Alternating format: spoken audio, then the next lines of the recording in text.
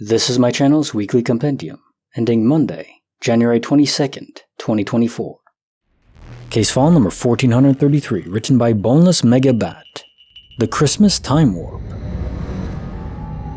December 25th, at 6 p.m., something really weird happened.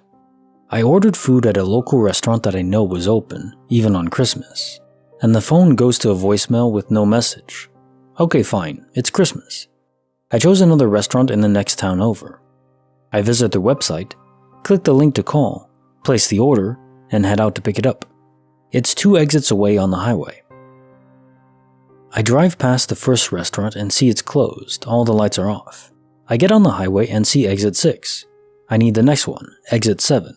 There are no cars on the highway with me. I see lights way up ahead, but no surrounding vehicles. A song I love comes on the radio that I almost never hear played, and it glitches out and the music stops. I look down to check it and it comes back on, but it's a different song, even though the radio says the first song is still playing. Not a big deal, but in looking, I see on the car clock that 20 minutes had passed and I have only been on the highway for what should have been about 5 minutes. I double checked the time on my phone. 20 minutes had passed. I see the next exit coming up, and it's exit 3. 3? Somehow I'm on the wrong side of the highway, much farther down. I think I must have gotten on the wrong ramp, which I never take because it leads to rural areas I never go to, and misremembered seeing exit 6. I get off on this unfamiliar exit and try to turn around, but can't find the other side of the highway. I grab my phone and turn my GPS on, but the home buttons on my phone are jumbled. I pull over, power cycle the phone, get the GPS working, and it sends me in actual circles. About 10 minutes later, I find the highway, and I'm back in the right direction. There are cars everywhere now. I reach the restaurant. They don't have my order, and say I never called them. At this point, I'm almost completely out of gas when I had enough to make a round trip at the start of my journey. I pull into the gas station next door and fill up. I get back in my car and reverse search the phone number I called. It's to a restaurant I never heard of. I went back to the website I visited to place the order. The numbers don't match. I look up the address of the other restaurant, head there, pick up my order, and start home. On the way back, I pass the first restaurant again. It's open, with a line out the door. I pull into the parking lot to sanity check. I call their number. They have been open all night with no phone issues. I get home and my partner asks where the hell I've been. I really wish I had asked him to come with me. I have zero explanation for what happened, for what anything at all happened. Nothing makes sense. Case file number 1434, written by Doot Drop. Data lost in time.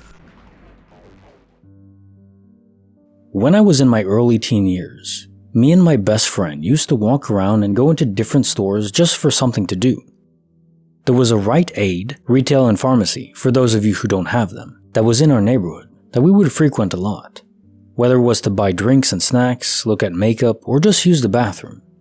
This particular thing apparently happened in 2011. Fast forward to 2022. I'd been dating my boyfriend for about a year now, and he's been the assistant manager at that same Rite Aid for about 3 years. One day he called me and asked me if I'd ever lost a phone or an SD card in the Rite Aid. I hadn't. I have absolutely no memory of ever losing an SD card of mine, and have never lost a phone ever anywhere. If I had, I know it'd be something I'd remember, because it would have been a very miserable time for me as my parents wouldn't have been able to get me a new phone for a while. Or if I had lost an SD card, it would have also been a very miserable time for me, because that means I would have lost all my pictures, downloaded music, contacts, etc. And as a teenage girl in 2011, those were very important things in my life.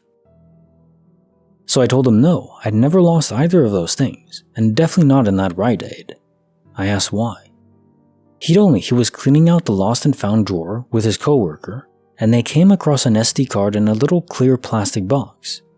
His coworker was able to put it in his phone because he had an Android, and my boyfriend wasn't really paying any mind to it. But when his coworker started telling him what he was finding, which were videos and pictures from concerts. I did go to concerts very frequently around that time. And also that there's a bunch of pictures of a girl with blue hair. My boyfriend's ears sort of perked up. I've had blue hair on and off ever since 2011. Sure enough, he looked at the photos and they were of me, from 2011. This was an SD card from one of my old phones, from 2011. It is now 11 years later that he's finding this. It's been sitting in that lost and found drawer for 11 years, and now my boyfriend, out of all people, just so happens to find it? I have no recollection of losing an SD card, especially not in a Rite Aid. I even searched my social media from around that time. I tweeted every moment of my life around that time, and there was nothing. Surely I would have tweeted about losing my SD card and being mad and upset about it.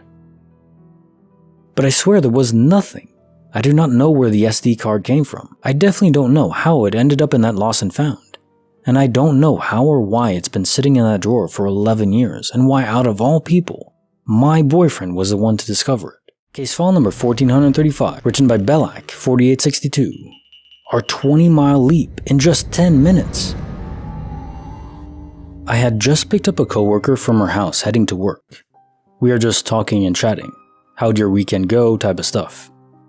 We are maybe 5 miles away from her house when all of a sudden we realize we're in town pulling into her working parking lot.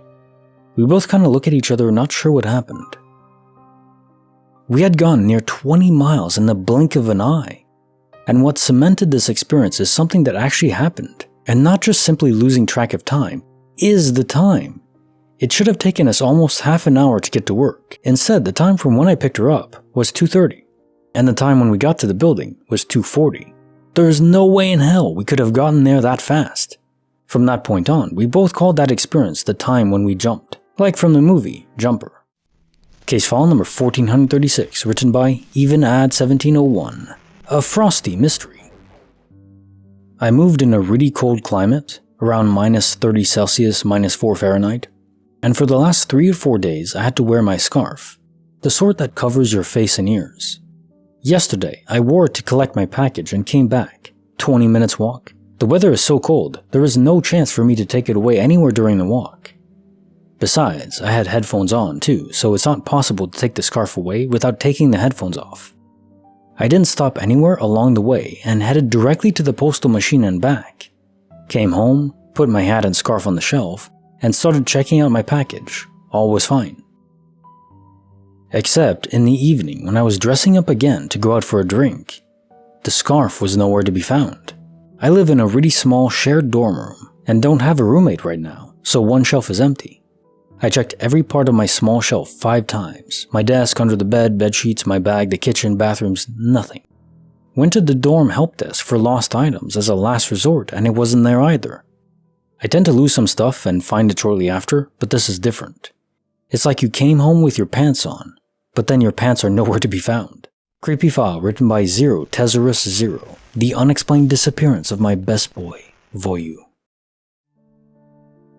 My dog literally vanished.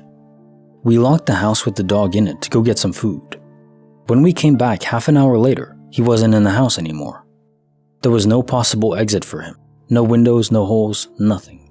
We were 3 to have seen him inside the house before we left. The only explanation we have to this day is kind of crazy and we can't prove it, so we'll never be sure, but here it is. One of our neighbors was an old lady. We were nice with her, despite the fact that she was kind of a cold type of person.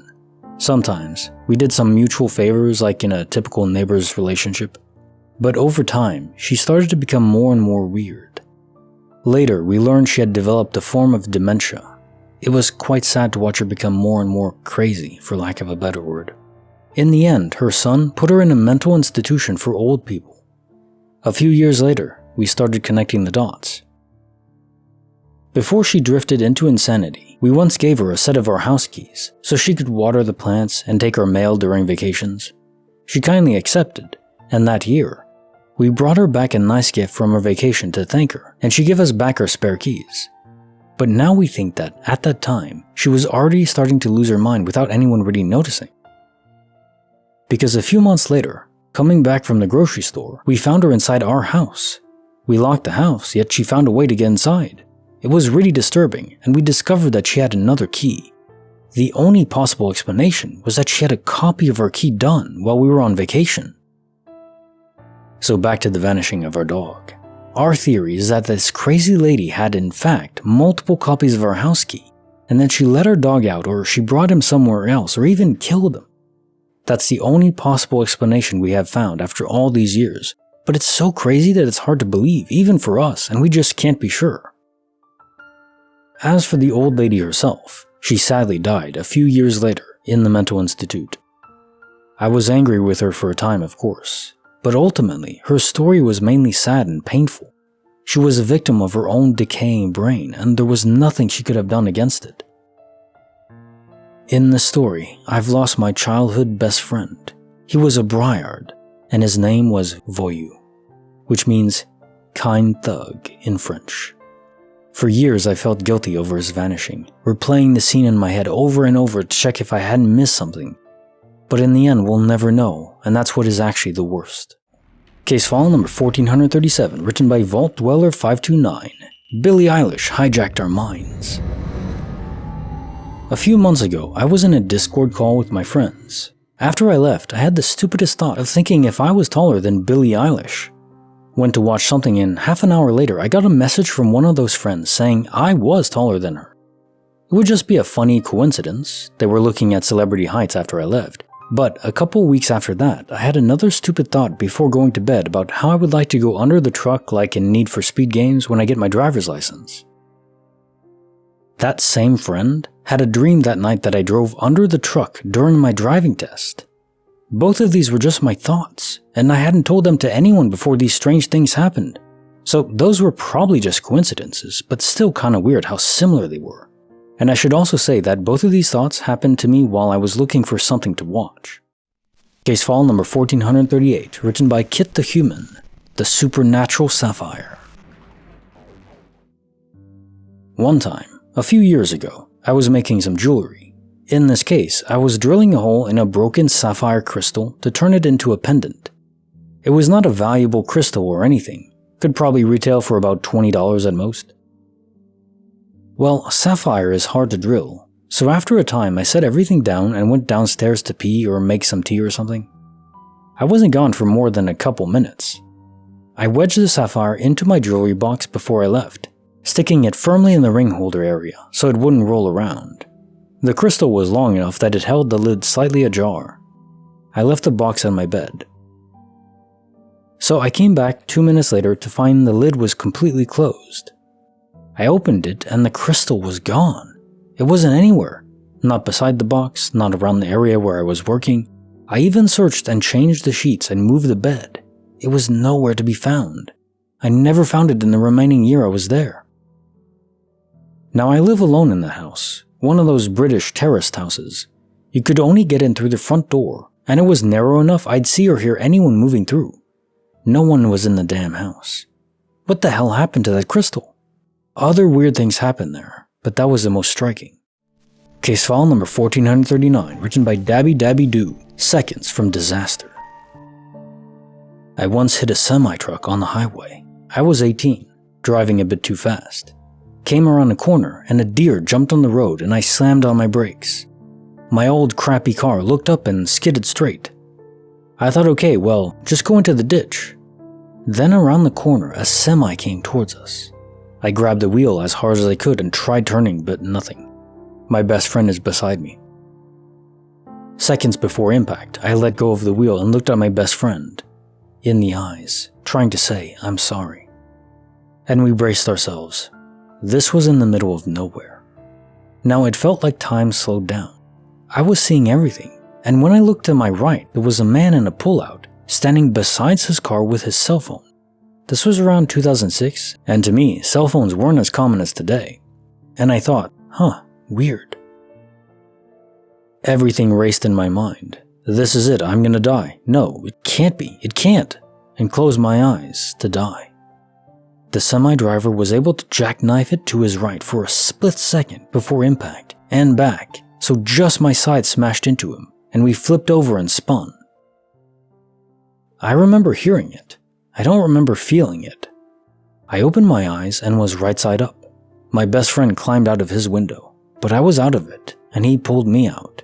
I stood there looking at my smashed pop can looking car and thought, holy crap.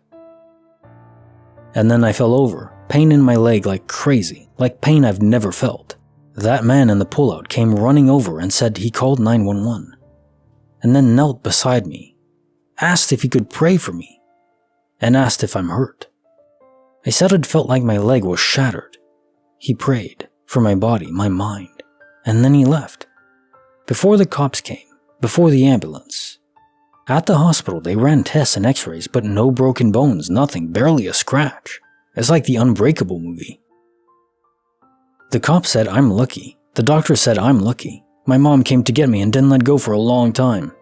We went to the impound to get stuff from my car. It looked so bad. The guy there said he's amazed I'm not hurt. He told me to look in the car, and I looked. And the engine and parts of the car were pushed to within a foot or so of my seat. The steering wheel was bent up and within a foot of the chair as well. I asked if anything had been done to it. He said no, they just towed it and put it there. Bonus file written by local boy D, The Nightmare on My Street. I was feeling down one night and wanted to take a walk. My road is relatively calm during nighttime, besides a few addicts that make small talk. Well, I start feeling this feeling that something just wasn't right, and I normally feel paranoid, but this feeling started to make me physically sick. Well, I look around and my eyes catch this thing just peering at me behind a trash can. It was long as hell and purely black. It had long black hands and just stared at me.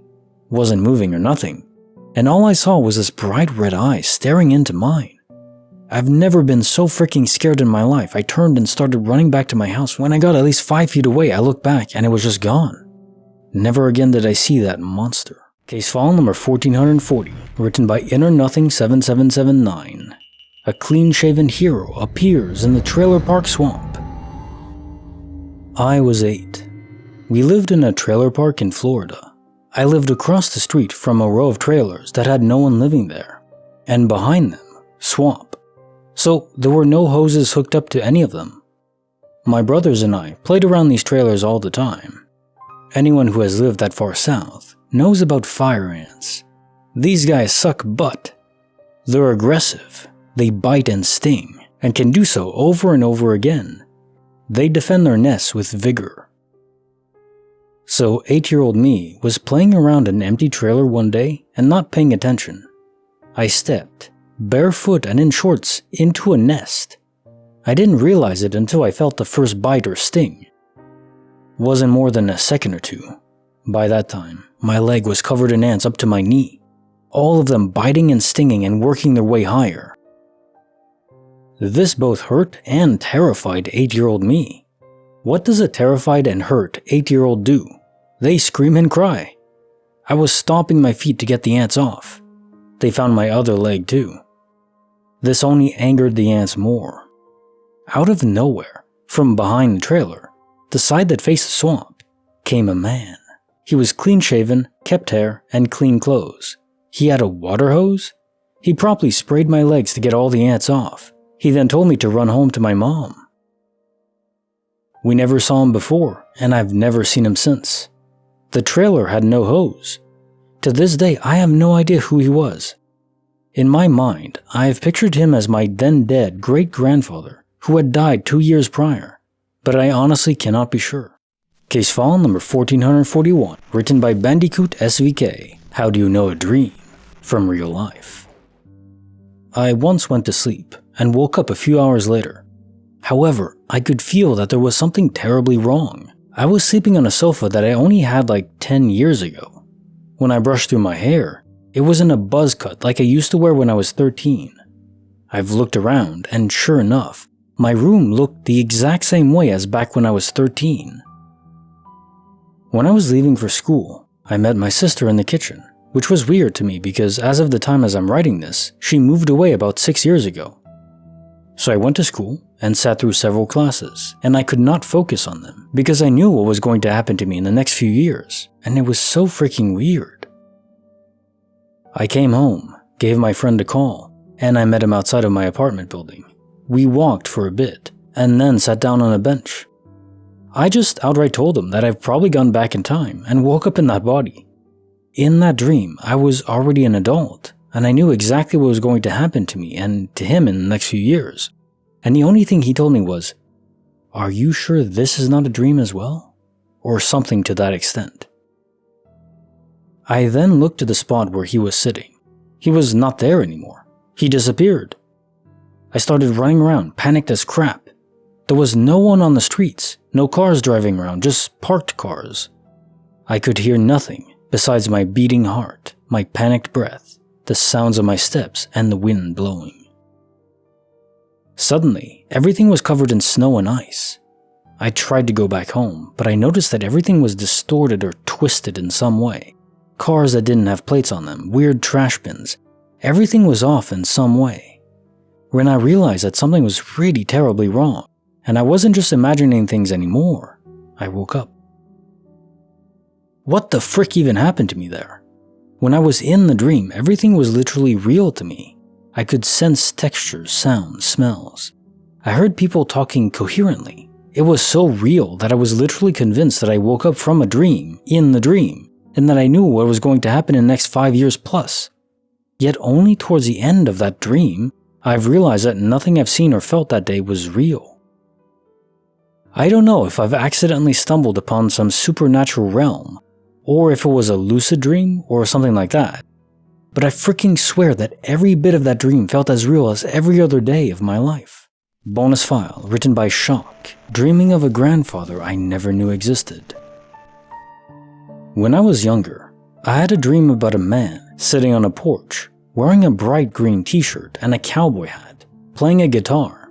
It was almost like I was sitting in the front yard, looking back towards the man watching him play the guitar, rocking in his chair.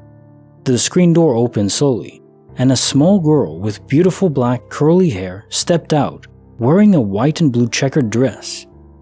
She walked directly towards me, and seemingly vanished in front of my eyes. As soon as that happened, the man stopped playing the guitar and stood up, waving in my direction. I woke up and didn't think much of it. I couldn't have been more than 7 years old at the time. A few days later, my family went to visit my great aunt. As I was doing kid things, running through the house, I noticed a photo. The photograph was of the exact man sitting in a rocking chair on a porch, a guitar leaned against the wall beside him, and a little girl sitting on his lap. It definitely shocked me and confused me, but obviously none of my family members believed I had a dream like that before. I later found out that the man was my grandmother's father, and the girl was her older sister, who passed away at 10 in a horrible farming accident. When I found all of that out, it made the hair on the back of my neck stand up. At the time of dreaming this, I had never seen the picture or any other pictures of the man, nor did I know that my grandmother had any other siblings that I didn't already know. I'm still unsure how my brain had any clue of this, or if it even did. Surely it wasn't a coincidence. I'm also sure it meant something, but maybe I still haven't figured that part out. Case file number 1442, written by Anonymous.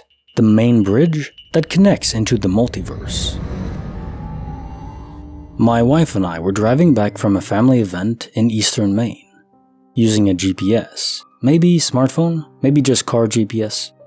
It was really foggy, and we drove over this narrow bridge where we both felt really tense as we crossed. Kind of inexplicably, but also maybe just because it was narrow and it seemed like if a car emerged from the fog coming our way, there might not be room to pass. I remember once we crossed, we both remarked how weird it was, and how I felt like we'd almost been kind of yelling with stress as we crossed, even though I knew we hadn't been. It was total silence. Anyway, I've made that trip most years of my life, and I have no idea where that bridge is. There's one bridge that kind of looks like it, but it's definitely a decommissioned rail bridge and not even something we could accidentally find on ourselves or cross. This happened in like 2015, and I'm not really a superstitious or spiritual person, but there's a small part of my brain that feels like we crossed over into a crappier timeline that day. I mean, it's not like things were great in 2015, but a lot of that would never happen things have happened since then. Case file number 1443, written by Squeezebox12. The Bathroom Portal Mystery. Over winter break, I took my 14-year-old daughter shopping at a mall in the big city we're originally from. I had to use the restroom, so we found a ladies' room, and when we went in, there was a line of 3 or 4 women waiting for the 4 stalls, which all seemed full. Other women were washing their hands. It was quite a busy scene for such a small restroom. The woman waiting right in front of me was middle-aged, wearing a tight-fitting, younger-style clothing, dark skinny jeans and a bright-colored shirt, possibly red or pink, and tennis shoes. She had full, thick, long reddish hair. I remember she went into the first stall when it became free. As I was now first in line, I scrolled on my phone while I waited for another stall to open up, but it seemed like a really long time to wait. I turned around to look at my daughter, who was standing behind me, and she shrugged, frustrated at how long everyone was taking. Finally, I thought to bend over and look underneath, which I hadn't done before since there were several people in line when I came in, so I assumed they had done that already. I was absolutely shocked to see that there were no feet under the first stall, but I figured I got mixed up, and I just went in that one to take care of business. After my daughter and I left the bathroom, we were walking back towards the stores. I said, "That was weird. I saw the woman in front of me go in the first stall, but then it was empty." And her eyes got big as saucers and she said, "I did too." We both very specifically remembered what the woman looked like, that she went into the first stall, then totally disappeared. She was way ahead of us in line, but we didn't see her at the sink washing her hands or passing by any of us or anything. We never saw her again. My daughter is an extremely observant person who's always looking around and remembering things. I am much more spacey. So it really freaked me out when she corroborated my story. Is the mall ladies' room a portal to another dimension? Bonus file written by PMO09, Christmas Shivers. This is going to sound stupid, but when I was a kid, I swear I saw Santa or someone in our house on Christmas Eve. Basically, the story is this. It was Christmas Eve and the whole family was asleep.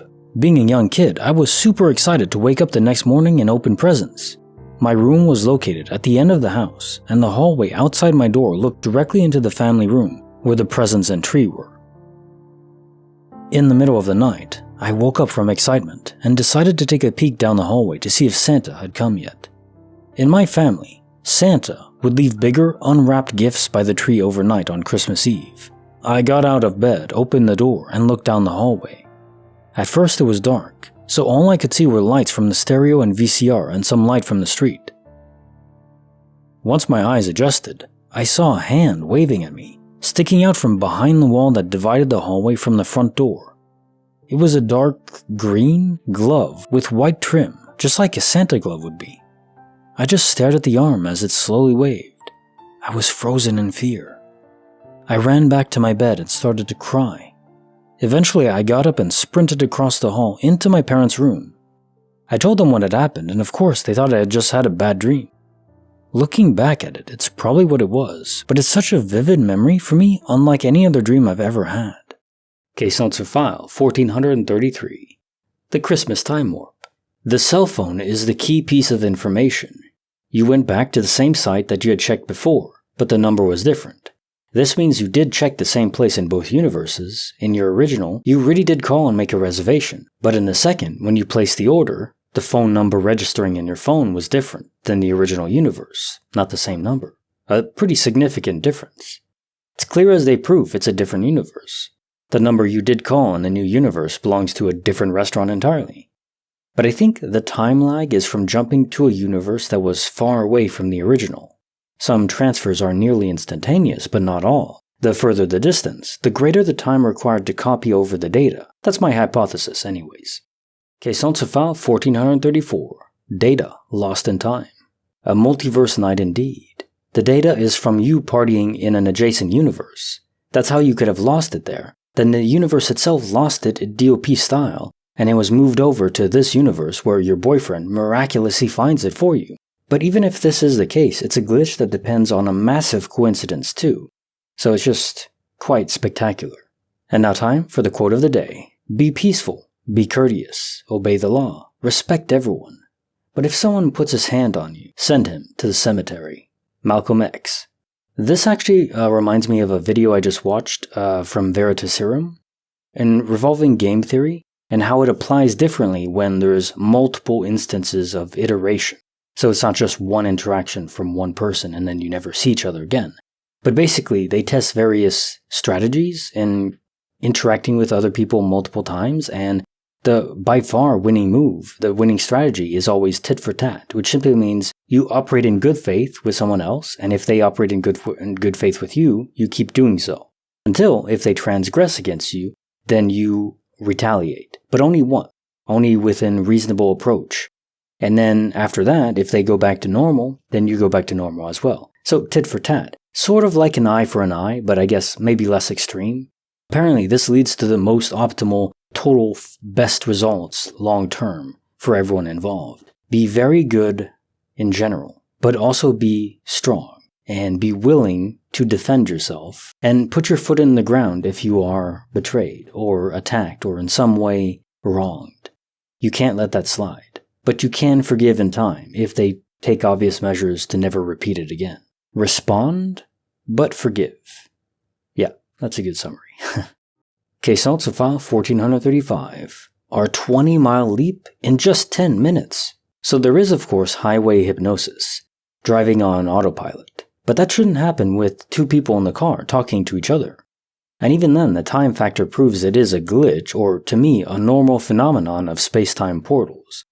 I'm not convinced these are just aberrations of the universe, though. They're too precise for that. No one gets ported into the planet itself or under the water or in space or anything. It's always on the surface, a very thin crust from the planet, so the odds of that are actually very low, if it was entirely random.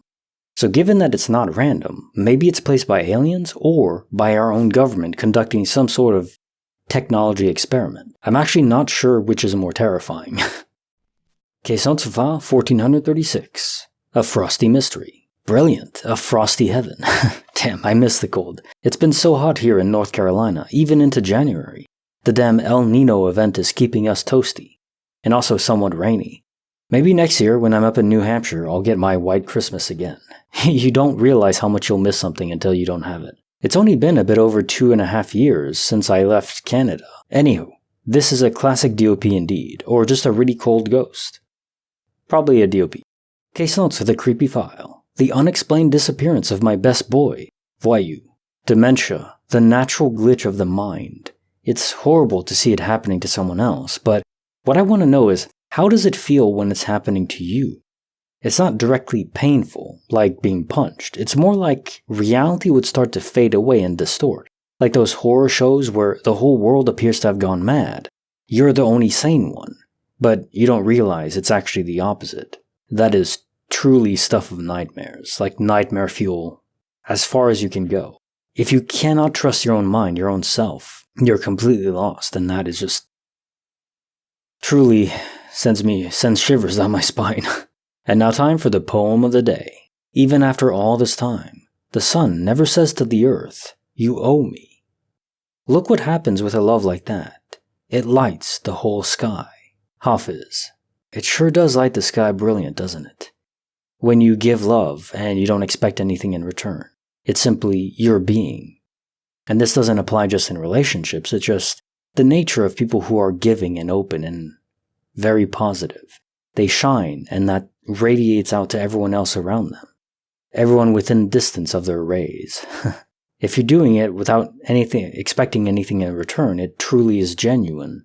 Being around people like that is enchanting. Caissons to file 1437. Billie Eilish hijacked our minds. Well, there are conspiracy theories around Billie Eilish, how she's a demon in hiding or something along those lines. I won't go into that, but mind connections between loved ones and very close friends are common. They're like information superhighways, just with Wi-Fi, or like satellites in the sky. You don't see the information transfer, but it's very real. Caissons to file 1438. The supernatural Sapphire. If I had to guess about objects being infused with spiritual energy, it'd be objects that people value tremendously, emotionally. I think sapphires, and other precious gems too, would fall into that category quite often. Who knows who owned the sapphire prior? Maybe it was reclaimed by the lost soul it once belonged to. Or it's just a classic DOP, which maybe is more likely, but it's fun to entertain other possibilities. Caissons to file 1439. Seconds from disaster. It's hard to say if this was quantum immortality or a guardian angel event. It could easily be either. Although quantum immortality is more common. It's so common, it's the Occam razor's choice if you ask me. But I won't discount a guardian angel, especially since you saw this strange man just lingering and you were like almost in frozen time and you saw it. That does lead me more to guardian angel event.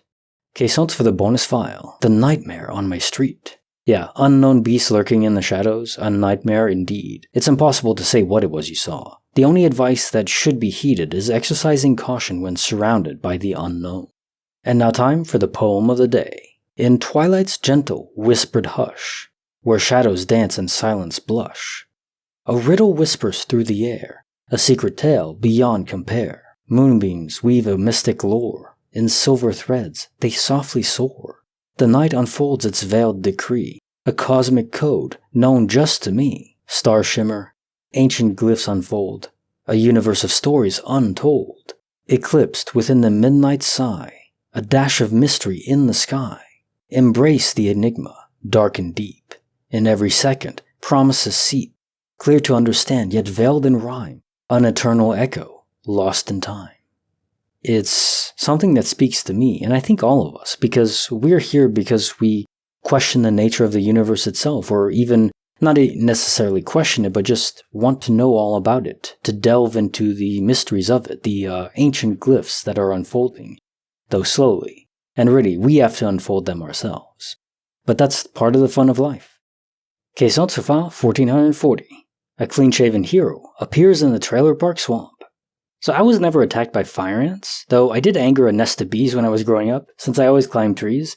Maybe anger is the wrong word, though. I got the attention of a few of the castle's defenders, let's just say that, yeah. Not the whole nest. I was thinking maybe this was a homeless man, but squatting in the unoccupied trailers. But by your description of him, that's less likely, because he's homeless, trying to better himself by squatting in a trailer with no running water? Doesn't sound like a recipe for a clean-shaven man, does it? So guardian angel, perhaps? But it's very strange nevertheless. There's no reason I can think of for why a clean-shaven, well-dressed man would be hiding in a trailer park. Caisson Sofa 1441. The dream as real as life. This calls for a bonus quote of the day. Morpheus. What is real? How do you define real? If you're talking about what you can feel, what you can smell, what you can taste and see, then real is simply electrical signals interpreted by your brain. You tell him, Morpheus. It's true. What we interpret as real is a complex series of signals firing in our brain. We don't understand the specifics of how that translates to produce sentience, but maybe a soul is involved in that, or maybe it's all a simulation. But that's not really a deep answer anymore, and in fact it just pushes the question further back. Because then you ask, well, in the real world, what if that is also a simulation, ad infinitum? There has to eventually be a stopping point where it is the real universe, and is that real universe created by a god, or is it just eternal and always existed? It's completely unknowable, but very interesting to think on. Caissons for the bonus file. Dreaming of a grandfather I never knew existed. There are tons of stories like this, from young children who never encountered their grandparents or their relatives. One was even about his mom's deceased friend, but they somehow gleaned that knowledge, like plucked from the ripened tree. Religious parallels there, but not consciously. So less plucked. It's more like Newton, the apple falling from the tree.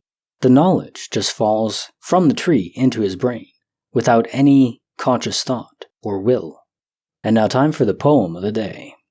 Romance, who loves to nod and sing, with drowsy head and folded wing, among the green leaves as they shake, far down within some shadowy lake. To me a painted parakeet hath been a most familiar bird, taught me my alphabet to say, to lisp my very earliest word. Willie in the wild wood I did lie, a child with a most knowing eye. Of late eternal condor years, so shake the very heaven on high, with tumult as they thunder by. I have no time for idle cares, through gazing on the unquiet sky, and when an hour with calmer wings it's down upon my spirit flings, that little time with lyre and rhyme, to while away forbidden things, my heart would feel to be a crime, unless it trembled with the strings. Edgar Allan Poe. Through gazing on the unquiet sky. That is my favorite line of this poem.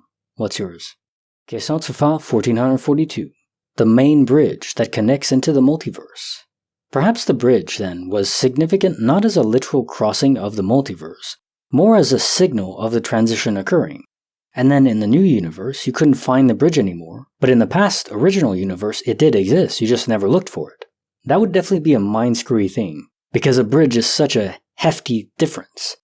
But it is such an interesting parallel, because you think of crossing, and you think of a bridge. It's almost like maybe your minds created the image of a bridge, but it never existed. It was simply the transition process from the subconscious to the conscious, being aware of what was happening. Case answer file 1443, The Bathroom Portal Mystery. Your daughter sounds cute, like a young Hermione. DOP style, but for an entire human being. It does happen, even outside of space-time portals. I think people are made up of matter, even if tethered to this realm by a soul. So whatever force is responsible for DOP of inanimate objects can sometimes, very rarely though, affect whole people. Which of course begs the question, where did the lady go? The mind roams into unpleasant territory when pondering that question. Case notes for the bonus file, Christmas Shivers. I could see this being a break-in. I've heard it's common for them to happen dressed up as Santa Claus around the holidays. It gives a cover of naturality. You're walking around as Santa Claus, people don't really pay any mind to you, no matter where you are. Now time for the poem of the day. The living come with grassy tread, to read the gravestones on the hill. The graveyard draws the living still, but never any more the dead. The verses in it say and say, the ones who are living come today, to read the stones and go away. Tomorrow the dead will come to stay. So sure of death the marbles rhyme, yet can't help marking all the time. How no one dead will seem to come. What is it men are shrinking from? It would be easy to be clever, and tell the stones, men hate to die, and have stopped dying now forever. I think they would believe the lie. Robert Frost. To eventually join with the very tombstones that they read, and ponder on, and linger on, and the emotions tethered to death, and the way we not glorify, but remember death, incarnated literally into a physical manifestation of a solid stone carved out to depict who was dead. There's beauty and sadness combined, and I guess that is the story of death, isn't it? Passing, making way for other people, but let's see if we can fix that. Everyone who's ever lived has died. Maybe one of us can eventually break the rhyme. Like the video, subscribe, hit the bell. Kinetic Symphony signing off.